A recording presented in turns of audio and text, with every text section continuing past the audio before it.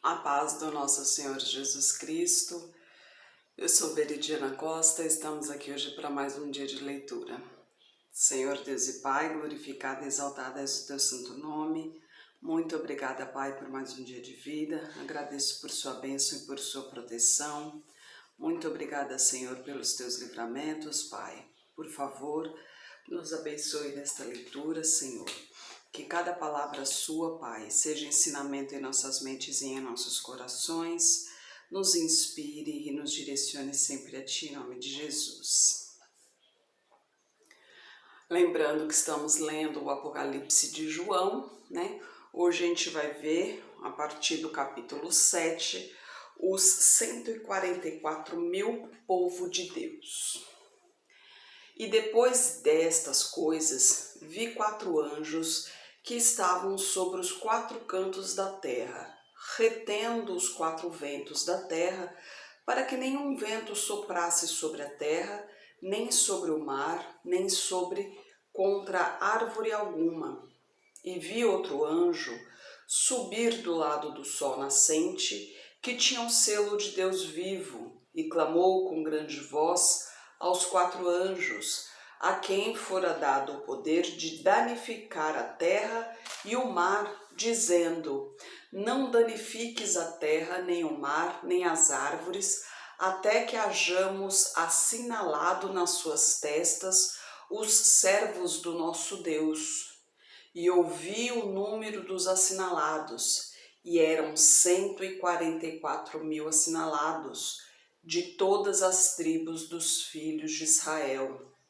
Da tribo de Judá havia 12 mil assinalados, da tribo de Ruben 12 mil assinalados, da tribo de Gade 12 mil assinalados, da tribo de Aser 12 mil assinalados, da tribo de Naphtali 12 mil assinalados, da tribo de Manassés 12 mil assinalados, da tribo de Simeão 12 mil assinalados, da tribo de Levi 12 mil assinalados, da tribo de Issacar 12 mil assinalados, da tribo de Zabulon 12 mil assinalados, da tribo de José 12 mil assinalados, da tribo de Benjamim 12 mil assinalados.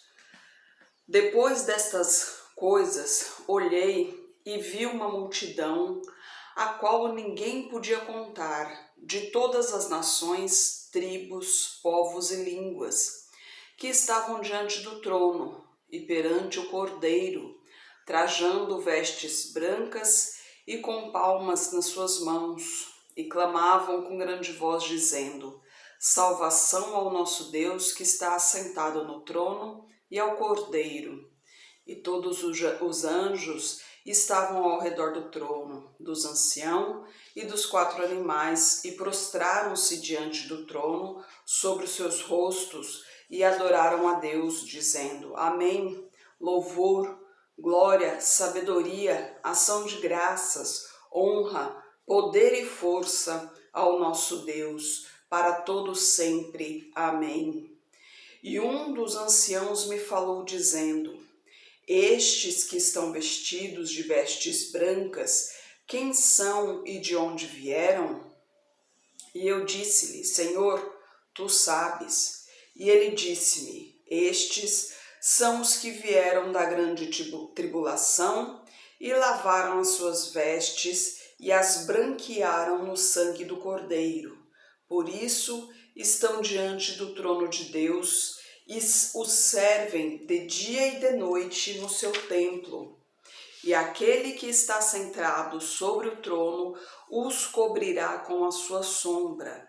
Nunca mais terão fome, nunca mais terão sede, nem sol, nem calor algum cairá sobre eles, porque o Cordeiro que está no meio do trono os apacentará e lhes servirá de guia para as fontes das águas da vida, e Deus limpará de seus olhos toda a lágrima. Imagina que maravilha! Então, essa aqui, então, os 144 mil, na realidade, são as 12 tribos de Judá, né? Lembra da época da época lá do Egito, né? Que que foram para a Terra Prometida, eram 12 tribos, né? E a Terra Prometida, Deus deixou cada pedacinho para cada tribo ali, tudo explicadinho, né? A gente leu no começo ali, não me lembro os livros exatamente, mas a gente leu ali e a gente estava assim, acho que no começo do primeiro capítulo aí, eu até comentei sobre algumas coisas que a gente não sabe explicar, aliás, eu não sei explicar sobre o livro de Apocalipse, mas é que ele mesmo está se explicando, né, quem eram os 144 mil. Então esse aqui, acho que no dia do julgamento, eles estarão ali com Jesus Cristo, né, participando ali do julgamento, porque Jesus Cristo é o nosso advogado, né, Deus julgará, lembrando-se que é Deus quem julgará, né, porque afinal de contas é Deus quem concede a graça para a salvação, não é Jesus Cristo. Jesus Cristo, ele foi o nosso Salvador, né? Foi quem nos redimiu do pecado, mas quem salva é Deus, né? Através de Jesus Cristo é que se chega a Deus.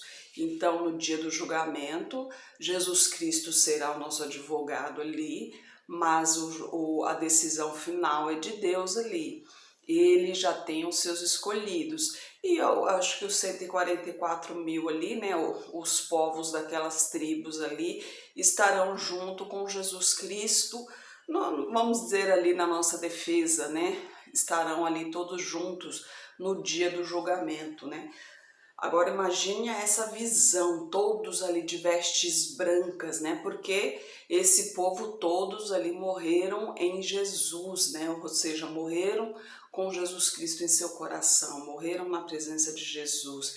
Então todos que morrem em Jesus Cristo, esses têm a garantia do Senhor da vida eterna, né?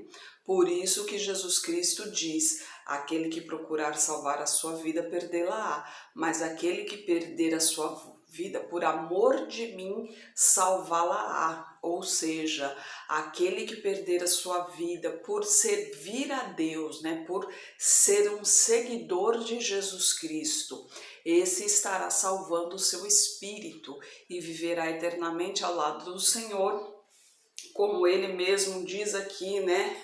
Enxugará, limpará todas as suas lágrimas, né?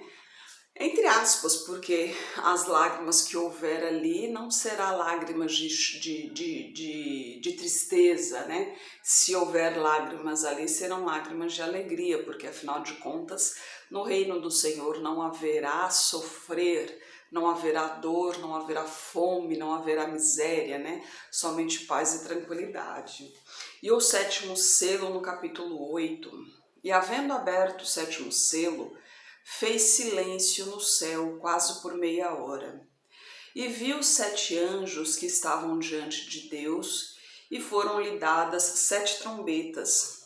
E veio outro anjo e pôs-se junto ao altar, tendo um incensário de ouro. Foi-lhe dado muito incenso, para o pôr com as orações de todos os santos sobre o altar de ouro que está diante do trono. E a fumaça do incenso subiu com as orações dos santos desde a mão do anjo até diante de Deus. E o anjo tomou o incensário, o encheu do fogo do altar e o lançou sobre a terra. E houve depois vozes, trovões, relâmpagos e terremotos. E os 7 anjos que tinham as 7 trombetas prepararam-se para tocá-las. O primeiro anjo tocou a sua trombeta e houve saraiva e fogo misturado com sangue, que foram lançados na terra, ao qual foi queimada na sua terça parte. Queimou-se a terça parte das árvores e de toda a erva verde foi queimada. O segundo anjo tocou a trombeta e foi lançado no mar uma coisa como um grande monte ardendo em fogo, e tornou-se em sangue a terça parte do mar, e morreu a terça parte das criaturas que tinham vida no mar, e perdeu-se a terça parte das naus. O terceiro anjo tocou a sua trombeta e caiu do céu uma grande estrela, ardendo como uma tocha, e caiu sobre a terça parte dos rios e sobre as fontes das águas. O nome da estrela era Absinto, e a terça parte das águas tornou-se em absinto, e muitos homens morreram das águas, porque se tornaram amargas. O quarto anjo tocou a sua trombeta, e foi ferida a terça parte do sol, a terça parte da lua e a terça parte das estrelas, para que a terça parte deles se escurecesse, a terça parte do dia não brilhasse, e semelhantemente à noite. Então olhei e ouvi um anjo voar pelo meio do céu, dizendo com grande voz: Ai, ai, ai, dos que habitam sobre a terra, por causa das outras vozes das trombetas dos três anjos que hão de ainda tocar. O quinto anjo, a partir do capítulo 9, tocou a sua trombeta e viu uma estrela que do céu caiu na terra, e foi-lhe dada a chave do poço do abismo. E abriu o poço do abismo e subiu fumaça do poço, como a fumaça de uma grande fornalha, e como a fumaça do poço escureceu-se o sol e o ar, e da fumaça vieram gafanhotos sobre a terra, e foi-lhes dado poder, como o poder que têm os escorpiões da terra. E foi-lhes dito que não fizessem dano à erva da terra, nem à verdura alguma, nem à árvore alguma, mas somente aos homens que não têm nas suas testas o sinal de Deus. E foi-lhes permitido não que os matassem, mas que por 5 meses os atormentassem. E o seu tormento era semelhante ao tormento do escorpião, quando fere o homem. Imagina só, gente. E naqueles dias os homens buscarão a morte, mas não a acharão, e desejarão a morte, mas a morte fugirá deles. E o parecer dos gafanhotos era semelhante aos de cavalos aparelhados para a guerra. Sobre as suas cabeças havia umas como coroas, semelhante ao ouro, e aos seus rostos eram como rostos de homens, e tinham cabelos como cabelos de mulheres, e os seus dentes eram como dentes de leões, e tinham couraças como couraças de ferro, e o ruído das suas asas eram como o ruído de carros, muitos cavalos correm ao combate. E tinham caudas semelhante aos dos escorpiões e aguilhões nas suas caudas. O seu poder era para danificar os homens por 5 meses. E tinha sobre si rei, o anjo do abismo. Em hebreu era o seu nome Abaddon, e em grego Apolion. Passado é já um ai. Eis que depois disso vem ainda 2 ais.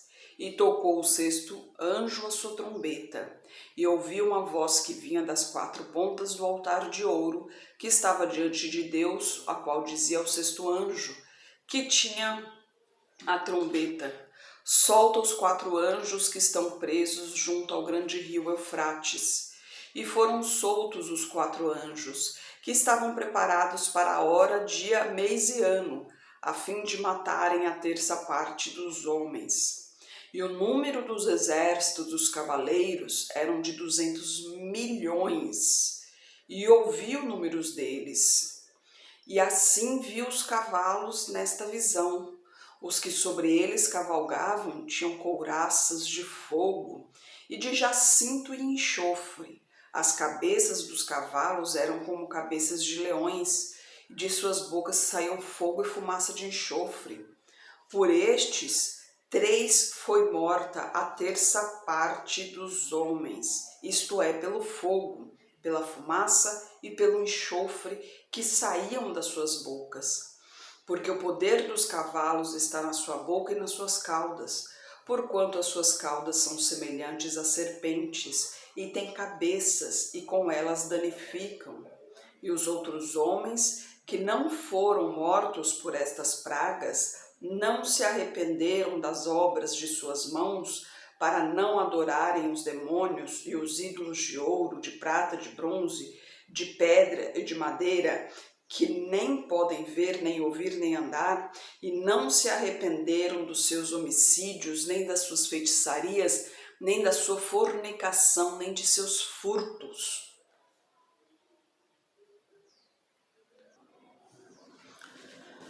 Palavras fortes, né? Olha só, e não se arrependeram ainda, né? Então, vou prolongar um pouquinho mais, gente. O anjo e o livrinho no capítulo 10.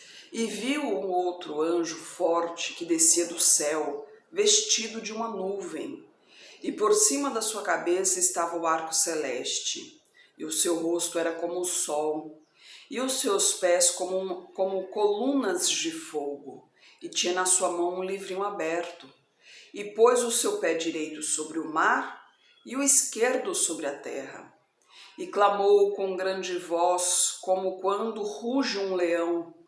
E havendo clamado, os 7 trovões emitiram as suas vozes.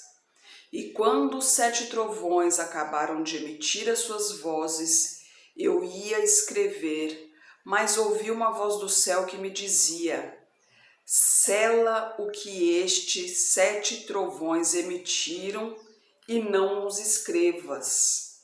E o anjo que vi estar sobre o mar e sobre a terra levantou a sua mão ao céu e jurou por aquele que vive para todo sempre, o qual criou o céu e o que nele há, a terra e o que nela há, o mar e o que nele há, que não haveria mais demora. Mas nos dias da voz do 7º anjo, quando tocar a sua trombeta, se cumprirá o segredo de Deus, como anunciou aos profetas, seus servos. E a voz que eu do céu tinha ouvido tornou a falar comigo e disse: vai e toma o livrinho aberto da mão do anjo que está em pé sobre o mar e sobre a terra. E eu fui ao anjo, dizendo-lhe: dá-me o livrinho. E ele disse-me: toma-o e come-o, e ele fará amargo o teu ventre, mas na tua boca será doce como mel. E tomei o livrinho da mão do anjo e comi-o, e na minha boca era doce como mel. Mas havendo-o comido, o meu ventre ficou amargo. E ele disse-me: importa que profetizes outra vez a muitos povos, nações, línguas e reis. Amanhã eu continuo as 2 testemunhas no capítulo 11. Mas, gente, palavras muito fortes, né? E a gente vê que realmente são coisas que já estão acontecendo. Olha só essas geleiras caindo, desabando aí, né? Um superaquecimento. Aí, cada vez que vem um anjo, a terça parte da terra se vai, né? Primeiro começa a natureza e aos pouquinhos vai indo, depois começa a destruição do ser humano. E olha só, imagina, gente, gafanhotos como escorpiões atormentando o ser humano por 5 meses. E isso será só o começo, porque isso vai ser aqui na Terra, não vai ser o sofrimento eterno. Esse não vai ser o inferno, não. E esses acontecimentos acontecerão aqui na Terra. Deus está nos avisando de como acontecerá, de como antecederá a vinda de Jesus Cristo. Isso aqui são revelações que antecedem a vinda de Jesus Cristo, ou seja, que antecedem o julgamento. Então, terá um tempo que o Espírito Santo, esse tempo aqui, o Espírito Santo não estará na terra. Então, você vê que as pessoas serão atormentadas e elas buscarão a morte, mas o espírito de morte não estará na terra. Então, ninguém morrerá. Imagina só aquele sofrimento, sendo atormentado, imagina vários escorpiões te picando ali o tempo todo durante 5 meses, você querendo morrer porque não aguenta mais as dores insuportáveis daquele veneno correndo o tempo todo em suas veias, a cada segundo novo veneno entrando em seu corpo e você pedindo para morrer, mas o espírito de morte não está pelo mundo. E não adianta recorrer a Deus nem ao Espírito Santo, por quê?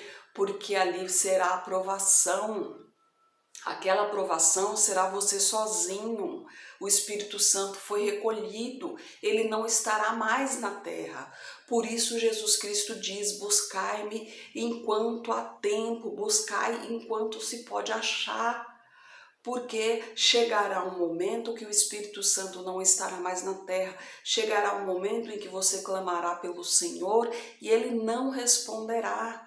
A partir do momento que essas coisas começarem a acontecer, que você sentir realmente que o mal está no mundo, que o mal, aliás, que o mal está no mundo, não, que o mal já está no mundo, ele pertence ao mundo, mas a partir do momento que você sentir, quando você sentir que o mundo está acabando, Deus já não vai estar mais na terra. Os ouvidos dele não estará atento mais na terra, porque ele terá recolhido o Espírito Santo, porque ali será a aprovação. Porque aqueles que são do Senhor, aqueles já estarão marcados, aqueles já estarão escolhidos. E esses com certeza terão a proteção de Deus, porque Deus os guiará, Jesus Cristo os guiará. Mas aqueles que não estão no caminho do Senhor, tanto que falou que eles serão atormentados 5 meses pelos gafanhotos que são semelhantes aos escorpiões.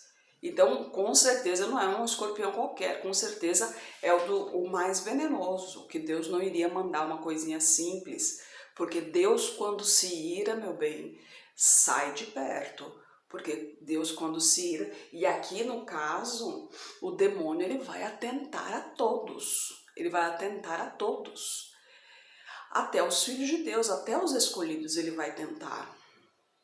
Então, aqueles que estão no caminho do Senhor, quando chegar esse momento de escolha, ele vai ser provado, né? Eu, sinceramente, eu peço a Deus que eu não esteja aqui, embora tudo dependa dele, que seja feita a vontade dele, mas eu sou fraca. Eu não sei se eu aguento uma coisa dessa. Só imaginar, gente, imagina a loucura que é isso. A minha cabeça dá voltas. Mas imagina a loucura, imagina a dor, imagina o sofrimento. Fora as outras coisas que tem.